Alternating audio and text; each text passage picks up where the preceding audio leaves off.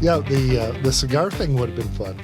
Yeah. Yeah, thanks for coming in today. I appreciate you taking time out. You were down at the track?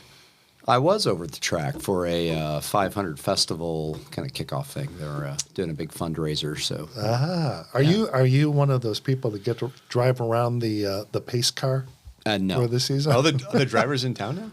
they were running today, Oh, really? which I didn't even realize. I knew that the event was at the track, and we had to park in the gravel lot outside. And I thought, why are we parking out there? And then when I went in, or when I got out of the car, I heard them running. So yeah, they're practicing today. Yeah, that's kind of cool. It was really cool. Yeah, it's Yeah, nice yeah. to see them out. But actually, about perfect conditions It's a nice probably day. for them today Yeah. to run. That's right, Yeah. nice and cool. Yeah. yeah, very good. Well, thanks again for coming in today.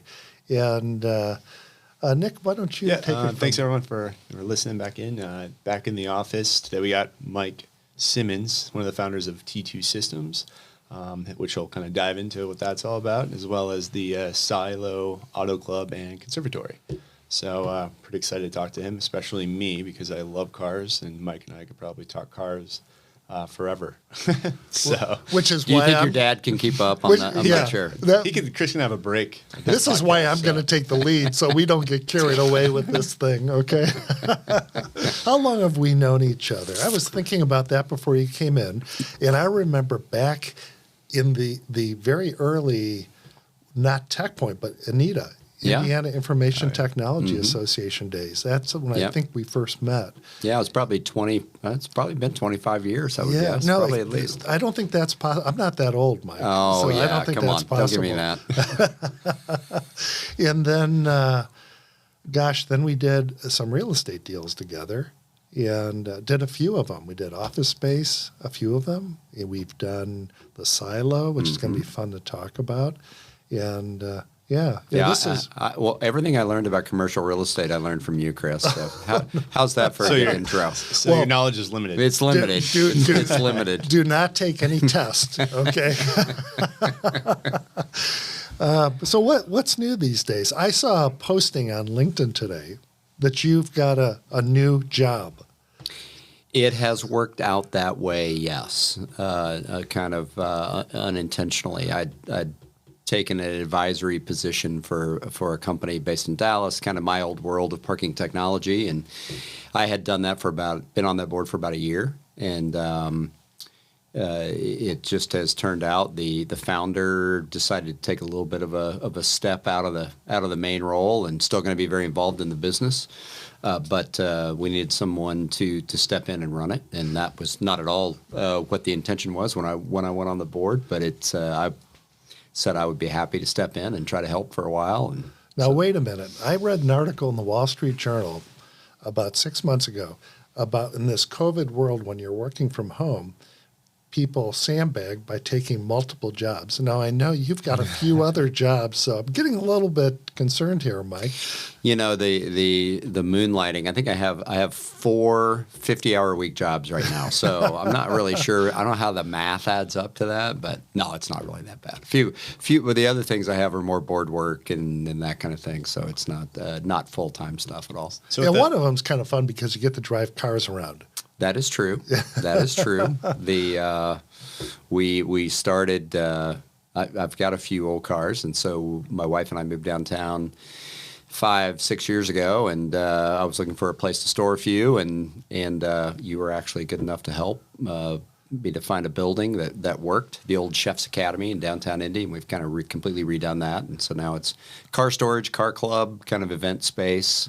Who would have thought that an old Chef's Academy would be an exotic car storage facility and club? But You never would have imagined it, and you saw it before of the grease drippings coming from the ceiling in the test kitchen and all that. I remember looking at that and saying, "How will we ever get this thing to a point where it doesn't look like that?" And somehow grilling burgers and Lamborghinis don't seem to go together. I'm not sure how that fit. But sometimes it may have taken some vision. Sometimes the motors get hot enough you could grill a burger on the top of them, but yeah, that wasn't the plan.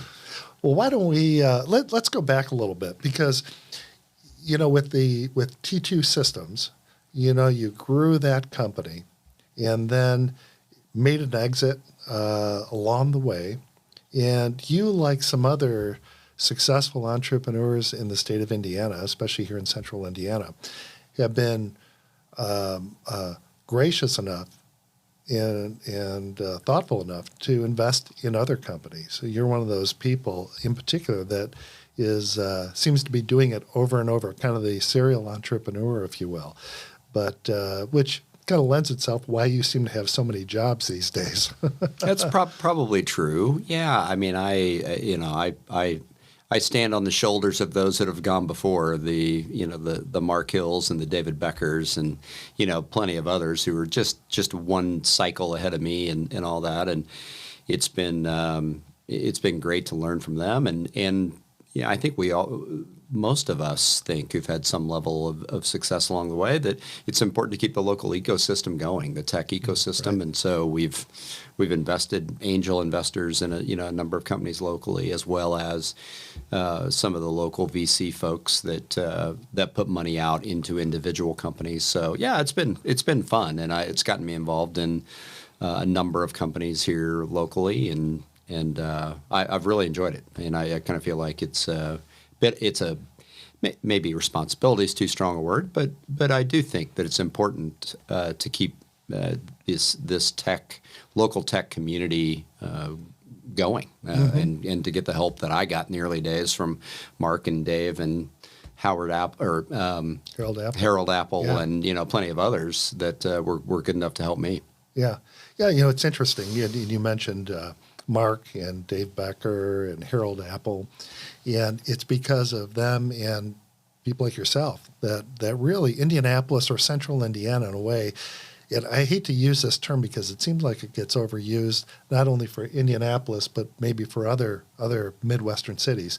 It's the Silicon Prairie rather than Silicon Valley. And but that's really true, because you see companies like ExactTarget, Scott Dorsey, basically creating other companies as a result of the success of ExactTarget and its sale, and then Dave and Mark's company, and then you. It's really put the central Indiana on the map. And do you feel that is not just my looking from the outside in observation, but really happening here? Yeah, I think it is. There's actually pretty good data. There's a couple of interesting reports that talk about, I'm not enough of a data guy to know exactly how it was dissected and cross-referenced. I don't know. You know your golf score very well. Yeah, I know you that. know the handicap, so you're kind of a data guy. That I know very well. But, there are a couple of reports that show Midwestern companies generally, VC-backed Midwestern companies, the return profiles are some of the best around. Interesting. And it's, I just think my theory to that is, I just think in the Midwest you get a lot, it's just more down-to-earth crowd. You have a little less hyperbole generally, I think, with Midwestern companies that you do on either coast. And, that's a lot about, it's been interesting, and I've seen it on both sides. That is part of the mechanism that some companies get funded. A lot of times it's a lot of vaporware, it's a lot of smoke and mirrors. Yeah. And sometimes that ends poorly, and other times, those guys figure out how to thread the needle and make it happen. But I believe you get much less of that in the Midwest and in central Indiana. I think you've just got a very authentic folks who they're excited, they're honest, they're trying to do something cool. I put myself kind of in that category. I mean, I would have had no idea when we started T2. I would have had no idea that we would have grown to, almost 400 people at one point. And, my co-founder and I were hoping to have just a little, it'd be cool if we had a little 10, 15, 20 person company. We kind of had a little control of our own destiny. A little lifestyle company. Yeah. So it was way more, our thoughts were way more modest than I think what a lot of startups today, a little of it's time shift too, which is just different today than it was, 30 years ago now almost when we started T2. And it's just the state of capital and the availability and the whole startup function just looks a lot different than it did back then. Yeah, and the changing economy. Now we see an environment that's really shifted significantly than just a couple of years ago, right? I mean, so you never can tell what tomorrow looks like, but fortunately, it seems like Central Indiana's been pretty resilient. Yeah, no, I think that's very true. Tons of successful companies. I mean, most recently, Lessonly, being an example of one that has done really, really well. Max and his team it's just been a really interesting story to watch. And Max, an interesting cat. He's one of these guys. I don't know Max really well. I've met him a number of times, but it's just it's been interesting to see his approach to growing a company in a really good space and the success that they've had. And of course, that's just one of many examples. Do you think it has something to do with kind of Midwest kind of values as far as growing a little bit more organically than having this crazy cash injection and then figuring out what to do with it? I think so. I think, Nick, that it's, the term unicorn gets used more and more and more these days, right? With people who think, that's their goal. They have a goal of that they're going to start a company and they want to get to $1 billion valuation. And there are plenty of companies these days, partly because of the availability of capital that are able to get there. That wasn't at all what the way I thought about it. Yeah, yes. Did I have a hope that maybe there'd be a successful financial outcome and that we would have a good run? Sure, but not anything like what the world looks like today. And part of it was the availability of capital was completely different in the early mid '90s compared to what it is today. Right. Well, then we can move on to the auto world, which is getting outside of my wheelhouse. And that's why I brought Nick along That's today. good of you. He's our Yeah. car guy on staff, but Yeah, you can go get a cup of coffee or something. Nick and I Come back in an hour. Yeah, we'll be good. so give us the background on the silo. Yeah, so How did it come? What were you thinking? Mike, what were you thinking? well, my wife asks me that all the time. I In fact, remember the first time you told me, I think I was kind of thinking that. yeah, that's certainly true. Yeah, we had raised our kids. We'd lived in Zionsville for a long period of time, raised our kids there. They went to Zionsville schools. My kids now are 26 to 36. And so when they got out of high school, we just kind of the classic thing where we kind of had more house than we really needed with the kids not being there. And so we said, hey, life adventure. Let's go live downtown. That'll be kind of a fun thing to do. So we found this unique kind of penthouse, unfinished penthouse space that we were able to build out right at 1 Virginia Avenue. So we're kind of right downtown, right in the thick of things. And then in the meantime, over the period of 8 or 10 years, I'd started to accumulate a few old kind of fun cars, kind of collector cars, I guess. I call them collector cars because they're not necessarily daily drivers, though Yeah. I do drive some of them daily. But, I started looking for a relatively small building, 12,000 feet, maybe something like that, where I could keep the cars. And then the Chef's Academy became available, as was that whole Harrison College campus there on East Washington Street. And I certainly didn't want the whole campus. I didn't really need something as big as the Chef's Academy, but I thought I was in a pretty good location. I thought it was only a matter of time until development moved a little more east, which it's already been doing. Millhouse has built a couple of apartment buildings there, kind of very close.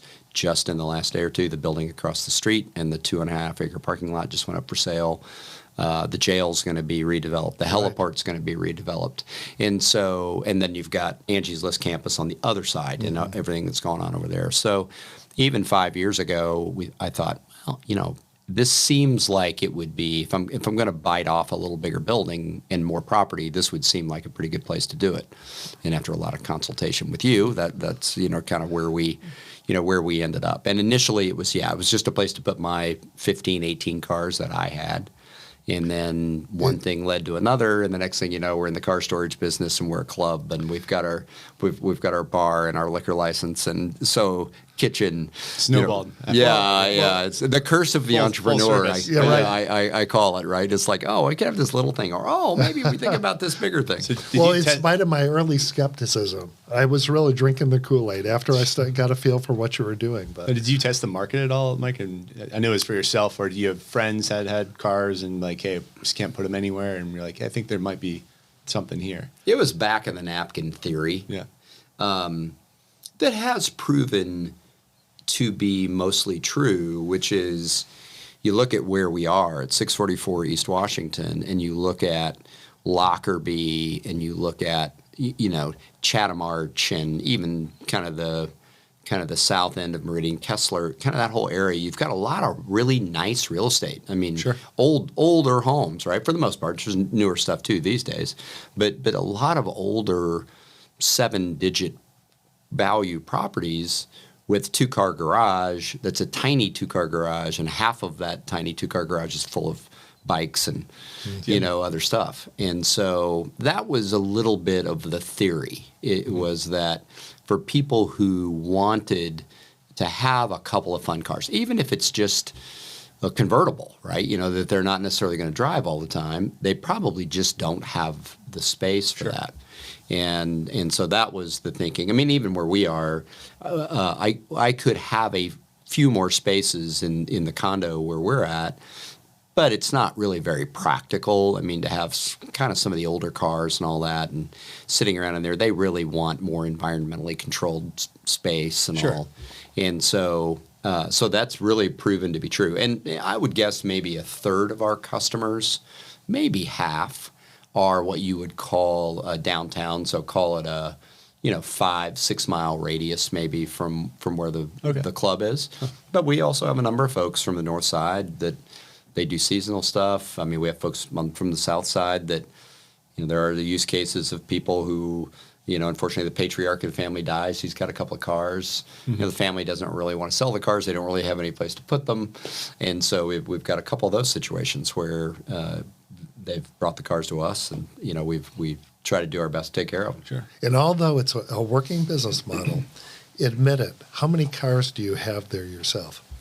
Well, okay. Well, today They aren't going to fit at the condo. I know today that. they don't fit at the condo, and today I have fewer than I did because we basically filled up, and we have a little bit of a partnership deal with a member at the club who's a good friend of the club, who had some space a little bit to the east of us that's unused space was for him at the time, and is that at the time. So we have a lease deal where we've moved a number of cars over there. Well, of course, like the Cobbler's Kids story, most of my cars are the ones who've gone over to the space that's not quite as nice as Gotcha. the silo space. So all in at the club today, we've probably got 70 cars. We've probably got another 25. We're probably at about 100 cars, I would guess, kind of all in. And of those, in total, I've got about 15 in there right now. Well, that'll meet your driving needs, won't it? Yes, Okay. yes, it does. Then, Mike, with the pandemic and everything, the car market's exploded. Have you seen that personally at the silo as far as everyone needing more space? Yeah, it's we get calls. We get a couple every week. Where people are, they've gone to Mecum and they've bought a car, and whatever, source. They'd always wanted a 62 Corvette. And so they went to Mecum, bought a 62 Corvette, but they don't really have any place to put it. And so, yes, we get, that's why we've just kind of gradually grown. I wouldn't say it's been an explosion, but I would say it's just been very steady growth, where I think on the path that we're on, I don't think it's impossible to think we could have, in the next couple of years, we could have 150, 200 cars probably that we're storing. And a lot of that's driven by the fact that it's kind of like the COVID real estate market and everything else. I think that people just say, you know what, I've waited long enough. Might as well do it now. I'm doing it now. Now we'll see how interest rates starting to move and some of those things. I mean, they'll have some cooling effect, probably in everything from real estate to even collector cars. But that market, the collector car market, is really pretty strong right now. It's pretty cool. Well, it seems like I saw a news spot that used cars have increased or the price of new cars have increased by something like 48% over the last year. Is that true in the collector car market as well? Or It depends on the car. So it's not, I wouldn't say it's across the board. I have a few cars that have absolutely moved up in value. A couple that I've had for 3 or 4 years or less that have probably doubled in value. I would say, though, across the board, if you just looked at the collector car market in general, it's probably been a 20% movement, 25% movement over the last 3 years. not a bad return. No, not bad. But again, it's going to be interesting to see, how that market reacts to, to interest rates and all.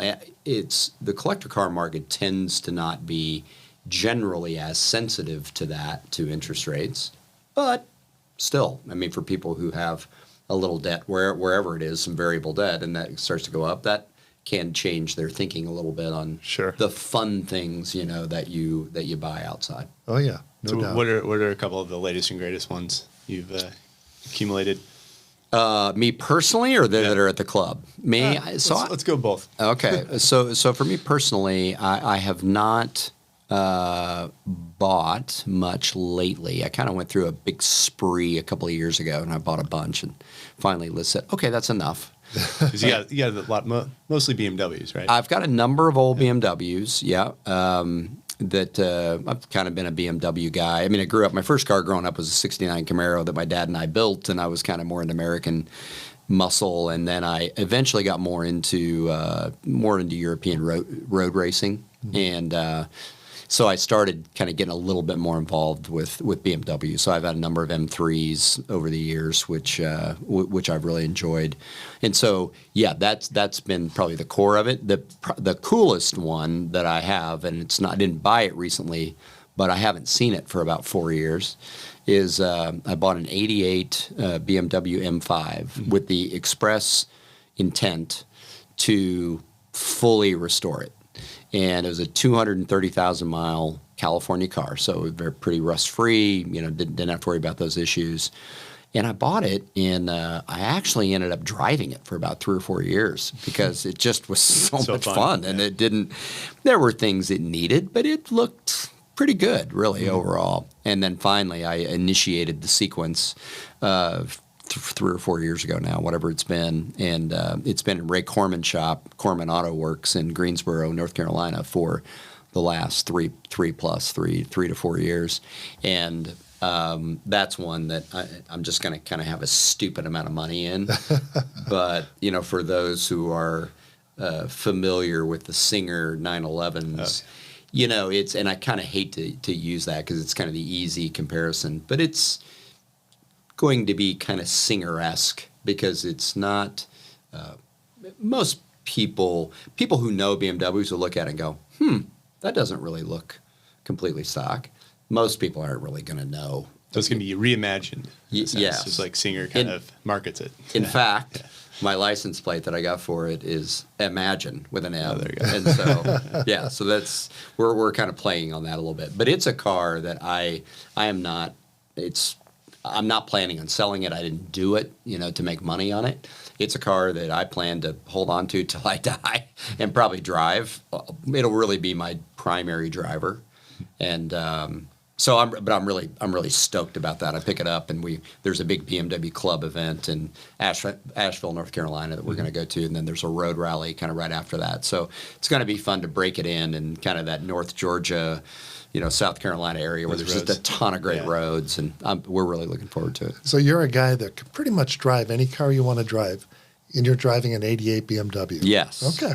Yes. That is. Albeit it's reimagined. Yes. Yeah, and it will really be kind of a new car. Yeah. I mean, it's the whole. I'm left a little cold by all the new stuff, right? I mean, I've got friends and acquaintances, new McLarens, new 911s, new Ferraris, and I can appreciate them all.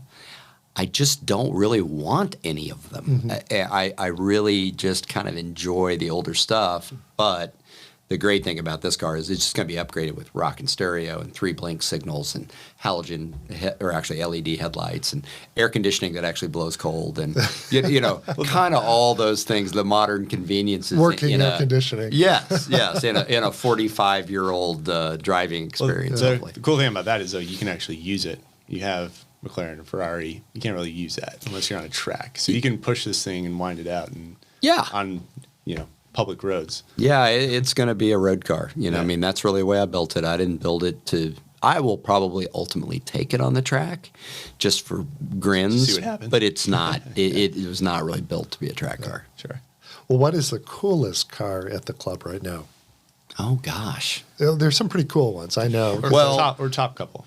Yeah, probably the coolest one, I think, is Dale Dillon's Ford pickup. Oh yeah. That he completely good buddy Dale, a mutual friend, of course, of Chris and I, that he built something from the ground up that is positively outrageous to the extent that it got top 10 trucks at the big SEMA car show in Vegas, Right. which is a huge deal. I mean, there are just so many vehicles there, and for him to get top 10 in that's just pretty crazy. So it's got a ZR1 Corvette motor in it and transmission, and he can quote through the speeds and feeds, but it's all wrapped in this kind of cool matte black kind of patinaed kind of finish that's super cool. So it's really, we have a number of really cool cars, but that's one that stands out as it's really one of a kind. Right. Yeah, I remember him telling me at SEMA they put it right out front at the entrance, which is a big deal. Yeah, and then they locally here they featured it at the PRI show that's at the convention center, which was really neat. I got to go over and see it over there. So and I've actually driven that truck. It is not to be driven. I mean, it is not designed for drivability at its as its main goal. It's a great looker, and it'll go really fast in a straight line. But I would be terrified to drive that thing at speed. Don't turn it. No. Dale probably can do it. I absolutely, when I was in it, did not. I did nothing crazy. Well, what's the next 10 years look like for you, Mike? Yeah, it sounds like you're keeping pretty busy. So I'm willing to bet you're going to have some interesting escapades going forward. Yeah, I'm kind of figuring that out now a little bit. Liz and I spend more and more time out west. We got a place in Utah, and we really like it out there. It just so happens all of our kids now live in Utah, kind of spurred on by the fact that we bought that place 10 years ago. And it's not a bad place to live. It's pretty awesome. Yeah, we're in Park City, and it's pretty great. Great skiing in the summertime. It's great. And so, we're sorting through that. We're kind of sorting through what that means for us longer term. I mean, certainly I enjoy the whole silo thing and, the club and all that's been great. I've been doing a number of board things and that sort of thing, which is fun and engaging. But and the reason that this has worked out, with this latest thing with TES Technology is I really do enjoy the teamwork piece of it and the camaraderie and the collaboration and solving kind of interesting business problems. And so I don't know, I mean, will this be the last thing like this I'll ever do, with these guys? Maybe, but maybe not. I think maybe I'm 60 this fall and still feel like I've got a little gas in the tank, and I have had periods. We sold T2, or I stepped out of T2 in 2016, and I had a couple of good years where I didn't really do much, and I played a lot of golf and I skied a lot, and still been able to do a decent amount of that. But there is a point where you go, I kind of miss some of the I got some experience I want to still share. Yeah. And it's just puzzle solving, really, is what it is when you step into a company to engage with them or to run it. It's every day. It's a different set of problems. It's go to market. It's product. It's a customer issue. It's whatever it is. And I don't get a lot of joy out of doing those things by myself, but with a really solid team that I work with, and that was certainly true at T2. It was true at Sharpen when I took the CEO job at Sharpen for a bit. That was great. And it's kind of the same here at Tez. You know, it's just a really good group of people that I feel like, yes, Nick, to your point, hopefully I have a little bit of experience I can bring to bear, and a lot of that's around all the mistakes I've made, Right. you know, over the years. I've done a number of things right, but boy, a lot of mistakes too, and that's part of what when you come into a company like this, a lot of it is just trying to help them avoid maybe some of the big missteps that they may take on their own. It really shortens the cycle, doesn't it? If you don't have to go through all those misses. In the early days, I would have been much smarter to have learned really good hard lessons from watching other people do things. I wasn't really that smart, but yes, I'm much better at it now, and that's the hope, is that yes, they can learn from some of my mistakes and say, yep, I've been down that path. Let's think about these things, and so that's been fun so far. Well, we're going to enjoy watching for the next 10 years because I'm going to be around in 10 years still working away. So I think you and I probably both will be. That's I right. would guess. I suspect Nick's so. probably going to be retired. You know, give him another 5 years, and then he's out. But somehow it doesn't seem to be working the way I had planned. What is this? But thank you for coming in today. It's great thanks to for catch having me. up, and we look forward to watching the future. yeah, well, it's been a great partnership, great relationship that we've had over the years. And Yeah, it sure has. Same for me. You're still my go-to guy when I need help on the real estate side. There's only one name in my Rolodex, and that would be yours. Well, that's good. Let's What's keep it wrong way. with that? So on that, we're taking you out to dinner. So. Yeah, perfect. yeah. Was that good enough? Okay. Did I clear the bar? Was Bring that okay? on the steak dinner. Let's I'm go. going to be the only one on the Rolodex with real estate. We're going to take him out. So, Chris Carmen, real estate steak. Yes, and steak and wine. Yes, Yeah. that's all good. Well, thanks, Mike. thanks a lot. Yep. Mike. Thanks, to see guys. you. Appreciate it. Yep.